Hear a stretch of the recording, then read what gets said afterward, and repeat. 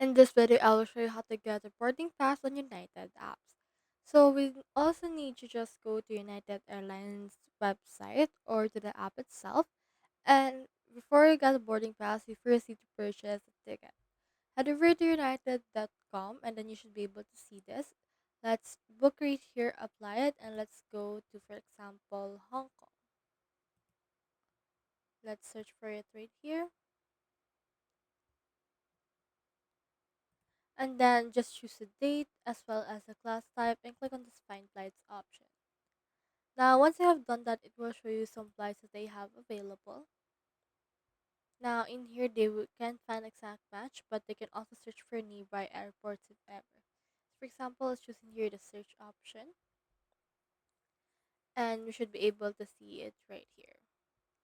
Now you just need to head over and then book a flight, and then after you have booked it, head over and click on this icon right here in order to see your account and all the boarding passes you have.